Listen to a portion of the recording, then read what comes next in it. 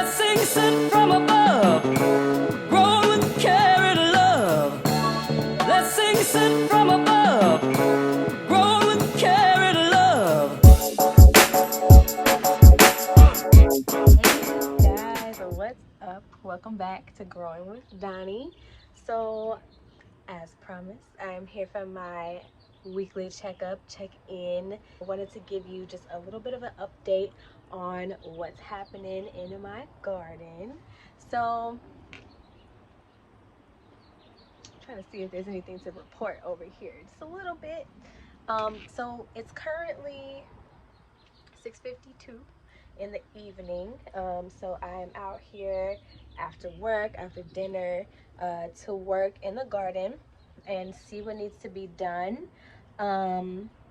And if I need to plant some more seeds, like what's going on. And then I just thought, hey, let me go ahead and grab my camera, phone, and show you guys what's going on out here too. Okay, so let's get straight to it. Okay, so since the last time I recorded, edited, and showed y'all what's going on, there's been a decent amount of change. So there's some things to report. So my tomatoes over here, this is the Golden Nugget. So it's a yellow cherry tomato. I have two of them right here next to each other, and honestly I was waiting for one to beat the other out, but they're literally the same size and they're budding. I'm so excited. Do you guys see that cluster right there, all that growth there? So I'm real excited about these. I do kind of wish like the base of them was a little bit thicker. That one's a little bit better, but like up here is such a healthier plant, and it could be because I kind of staked them when they were little bitty and not wanting them to break. But anywho, they're there, they're doing okay, they're flowering. That's exciting. Also, I don't know if you can tell, but I did take the netting off of this. I had like this caging plus that like this bird netting over top of this, but it was stifling the growth of my tomatoes, and the birds, as y'all know, were still eating my greens. So I decided to switch it up a little bit, put this caging around just for structure to hold my tool just around. And there is a little bit like up top that I kind of have clipped together for now until it gets too tall, and then we'll go from there. Hopefully they won't eat it once it's more mature, but we'll see what happens. So yeah, these are my broccoli plants. I don't know if you can see back there, but I have a pretty good size green onion. My echinacea, she's looking good. I still have these little like spitballs happening in there. I don't know what that's about, but it doesn't seem to be hurting anything as of now. That's the echinacea. I believe that's the white one. Like I said, my purple one used to live over here where all this like yummy little moss now lives.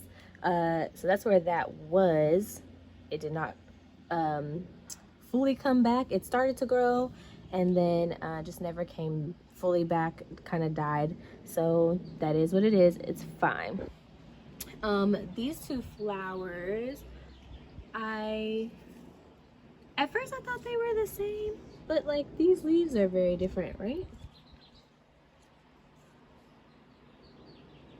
It's like rounded, that's kind of pointed, but they both have like this pinky situation happening in the stem. So I don't know, they're probably two different flowers, I don't know, but they're getting really close. Oh, sorry, you can't see that. They're getting really close to putting off flowers, so I'm excited about that. My little baby celery that could, she's still going. Nobody has eaten her yet.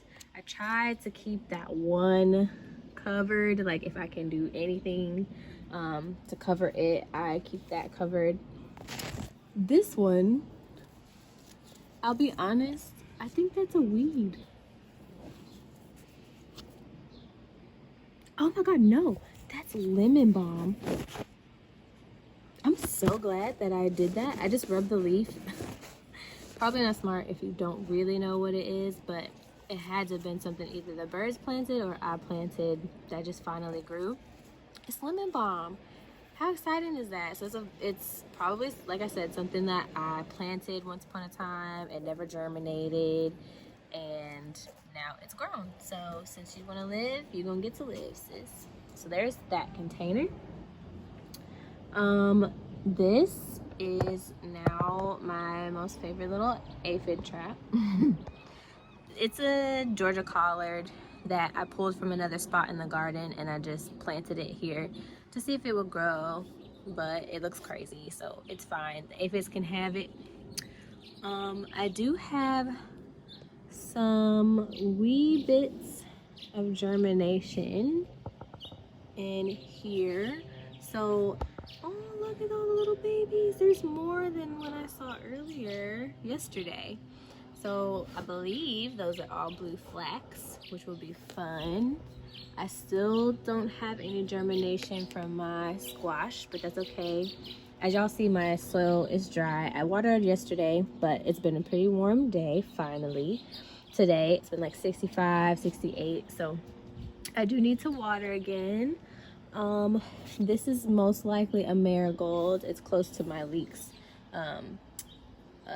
label, but it's most likely a marigold.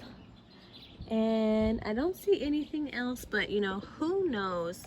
Who knows? I did water this in with the hose, and so it could totally have like dislodged and moved things around, and it can just grow wild and crazy. Who knows?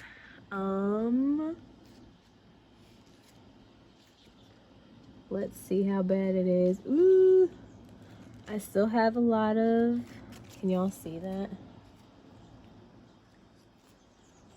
I still have a decent amount of aphids on my lettuce and things, but when I water, I try to just like blast them off, like stuff like this, you know. I'm not going to be spraying like neem oil and things like that on it. I'm not gonna do that because this is what I want to eat, and honestly I don't want to consume neem oil if I don't have to. There's some pruning that I need to do, so I'll do that today before I get to watering and things like that. So here's my other little lettuce plant. Back there I have a little baby eggplant. I should probably take this lettuce out so he can get a little more sun, because yeah, he's not going to do very good just chilling there for long periods of time in the shade. Here are my little pepper plants. Oh, ugh, also full of aphids. This is a scorpion pepper. This is, I don't remember seeing you here not that long ago. Who knows? Chamomile, carrot, I don't know. Eventually we'll figure it out. This is some sort of flower, I do know that. And then again, I got some more little flowers over here. That's an Anaheim pepper. I'm probably just gonna take this out of here because it's June and I'm not super hopeful at the size that these are that I'm gonna get peppers because of my growing zone. Not necessarily because we don't have enough summer left. There's enough of the summer months, but not necessarily for me here in Seattle. It doesn't stay super warm for very long. So yeah, that's that. Down here I have more chamomile, my sad mint that I keep saying I'm gonna prune and try to help it out, but I haven't messed with it at all. It's got something crazy happening in there. I need to get rid of, probably just pull the whole thing up, to be honest with you. My wild strawberries, some of them are still kicking, some of them look crazy. Probably need to get in here and clean this up too and get rid of the dead ones. I'm really sad about this because, like I said, my sweet neighbor gave me these, and I'm not really sure. I'm not really sure what happened. It really could just being honest, like they didn't acclimate to where they are in my garden versus where they were in her garden very well. Okay, I'm getting distracted. I'm sorry, but I've got some powdery mildew. So I'm gonna get that and take it out before it infests my squash plant. I'm gonna have to look at the rest of this plant because you're not gonna get my squash plant. It's starting to bud again. So I want to be able to get some squash from that potentially. So while we're here, that's my Peter. Ooh, I don't remember which kind of squash, but it's some sort of squash. Here's my Portuguese kale. You guys see how big those are? Beautiful. So it's about time to harvest these, but they are still growing. Mustard, strawberries, as I said. I planted a whole bunch of stuff in here, and we've got a few little spots of germination, as you can see as I zoom in. These still have a lot of aphids, which is probably part of their issue. Here is my blackberry and blueberry plant. I don't know, y'all. I don't know. I'm not even gonna pretend like I know. This one still is struggling some with aphids. I've been able to ward them off some, but now look. Okay, so this happened to this blackberry plant last year. I do see it's still growing. Can you see that? That right there is brand new growth. I think that's all. Oh, that right there. Okay, so it's still growing some right there. But this is the length of it. Oh, sorry. This is the length of it. The tallest point. And look at that. It did this last year too. Like, I don't think I struggled with aphids, but it getting acclimated to its spot in my garden, it just stopped growing. But that was from this stem, the skinnier stem. And that's where I'm seeing more of the growth coming from again. I don't know. I'm not going to pretend to know. But I'm going to keep watching it, keep babysitting it. Maybe one year I'll get some blackberries out of it. But for now, just keep going. So that's that corner. We can come back over here. Yeah. I've got some more dead strawberries. I'm not gonna lie, you guys. I'm kind of sad about the strawberry situation because last year, this time, I was pulling a strawberry like every few days. And I had gotten some flowers and then nothing. Like, do you see that? Dried up. Nothing. Over here, I think these are still broccoli. As you can see, they're way smaller than this broccoli, and I put them in at the same time, and it's obviously because of light. These plants here have shaded the crap out of this, and my borage down there is even still having trouble getting bigger. This is another tomato. Let me move this so you can see. Hopefully there's no spiders there to bite me. Okay. This is another tomato, and I thought I saw buds on it, but maybe not yet. I think it's getting ready to. Like, I see some. Let me see if I can show you. I see something happening there on the top. You see that? Right there? Yeah.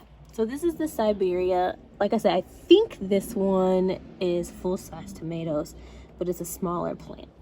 So excited about that. This is another weird side flower that's growing, but I don't care. Hey, the more color I can get, the better. And here's my hyssop in all of her glory. So the lovage is trying to hide her, but She's flowered and is still flowering, so I'm excited about that. And then my lovage, y'all, look at this. Look how big this stem is still. Okay, and then it's grown up this tall and it started to flower. Ain't that insane? Look at that. Who knew? So yeah, I'm excited about that. My lovage is very mature. I really need to start harvesting from it and figuring out how to preserve it, especially so I can get it kind of untangled from my hyssop plant. Yeah, but that is the gist of what's going on out here. I will say I don't think I've ever had this tough of a time with aphids before. Are you guys struggling with aphids as much as me? It could just be simply because I did not catch these things early enough, and because they multiply as quickly as they do, I just kind of have to live with it for now. Let me know if you guys have, you know, a more thorough way to spray for them other than like neem oil or orange oil with the soap water. So yeah, if you have any other ideas, please let me know. I'm all ears.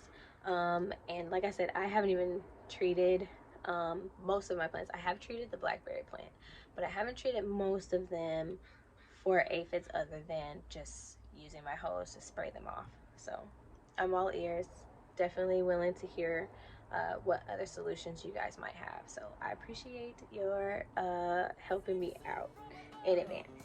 But yeah, that's all I've got. I appreciate you guys for